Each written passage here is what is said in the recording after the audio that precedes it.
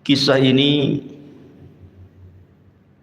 berasal dari Wa'il ibn Hujr ibn Rabi'ah al-Hadrami, seorang sahabat Nabi SAW,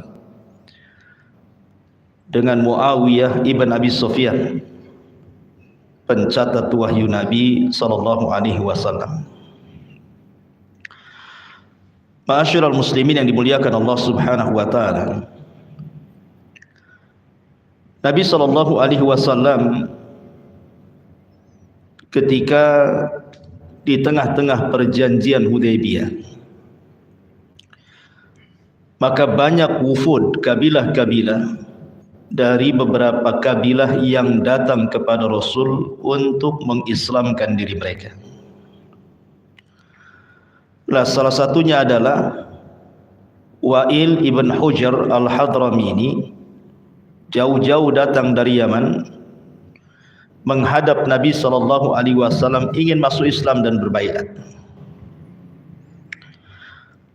Wa'il ibn Hujr al-Hadrami ini karena dia baru masuk Islam dan bapaknya termasuk dari raja-raja Yaman, jadi dia turunan raja daripada raja-raja Yaman. Artinya dia bukan orang biasa, turunan raja. Sehingga kedatangan Wa'il ibn Hujr al-Hadrami ini membuat senang Nabi SAW.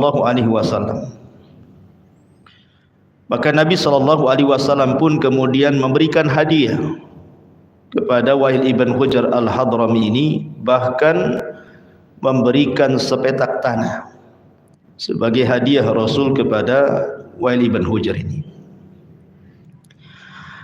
Ketika kemudian Nabi SAW sudah menjamu sedemikian mulianya sehingga senanglah tamu-tamu itu, akhirnya Nabi SAW memerintahkan Muawiyah yang ketika itu masih fakir.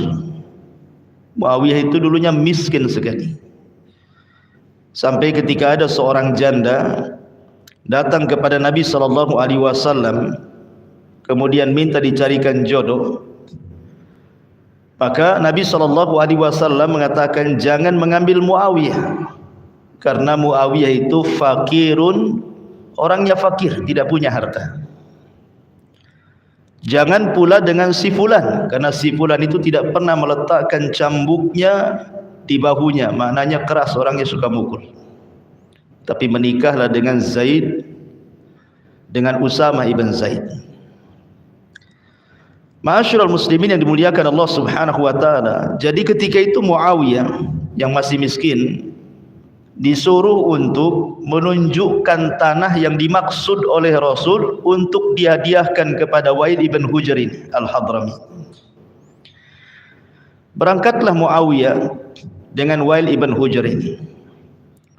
Muawiyah jalan kaki, sementara Wa'il ibn Hujr al-Hadrami ini menaiki unta.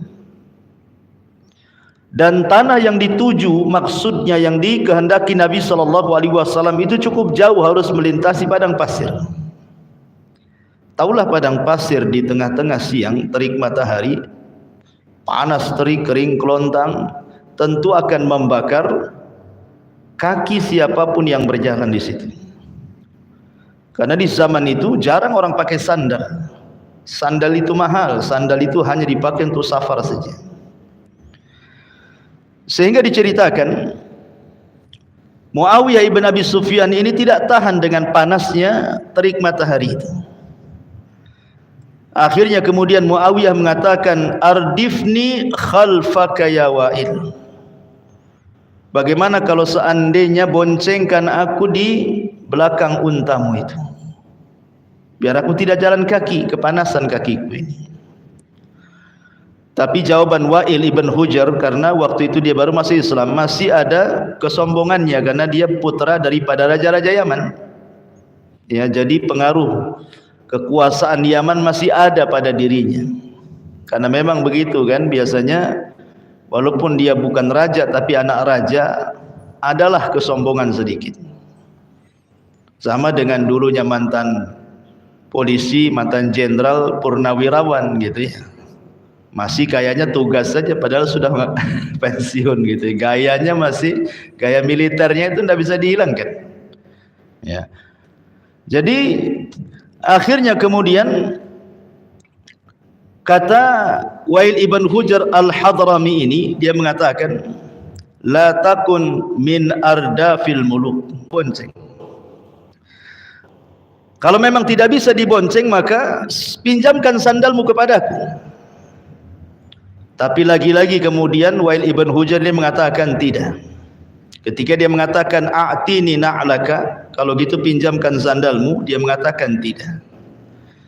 Sandal ini sandal mahal. Ya, sandal mahal. Ini sandal biasa dipakai oleh turunan raja. Kau tidak pantas memakainya. Kalau engkau mau maka berjalanlah di samping unta. Jadi kalau matahari sebelah sana, kan ada naungan di samping unta. Bayangkan coba. Berapalah naungan unta itu? Kalau untanya kecepatan dia kena matahari lagi. Kan itu ya.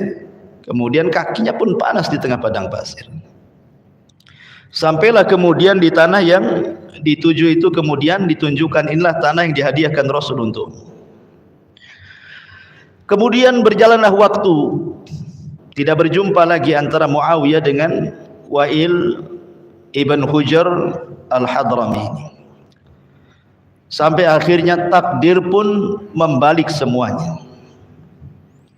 Nabi SAW meninggal.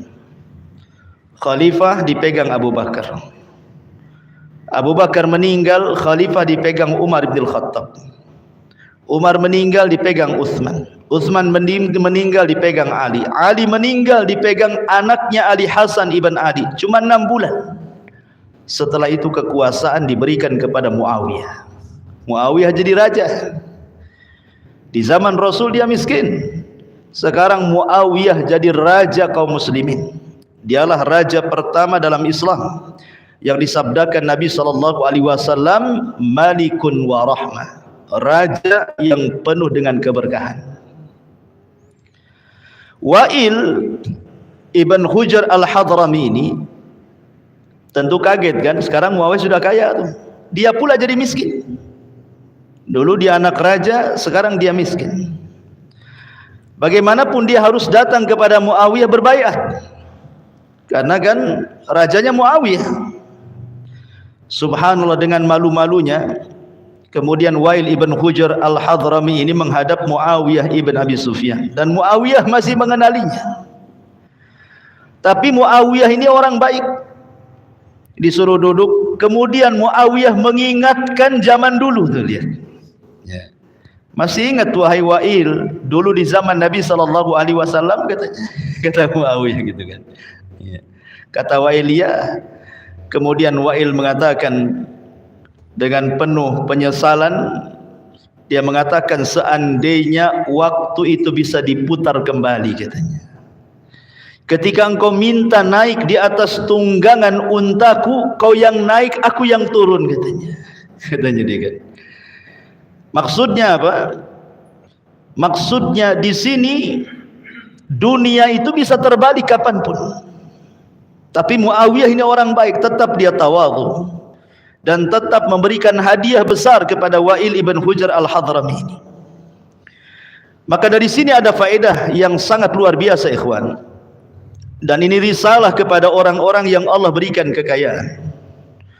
Risalah kepada orang-orang yang Allah berikan pangkat jabatan dan kepemimpinan. Risalah kepada siapapun yang diberikan jabatan baik dalam perusahaan atau yang lainnya, atau risalah pada siapapun yang mungkin dihargai masyarakat hari ini. Ingat bahwa Allah Subhanahu wa taala memberikan itu semua hanya titipan belaka. Dan Allah mampu membalik semuanya. Kita lihat banyak orang kaya miskin mendadak. Banyak orang yang kemudian tadinya di atas tiba-tiba turun. Banyak pemimpin-pemimpin yang sangat dihormati akhirnya jadi rakyat jelata dan dihinakan. Banyak orang-orang yang berkuasa jadi rendah dan begitu seterusnya. Ini kuasa Allah Subhanahu wa taala. Maka dari kisah ini ikhwatu fiddin, kita diajarkan agar jangan pernah menyombongkan kepada siapapun, karena Allah mampu membalik segalanya.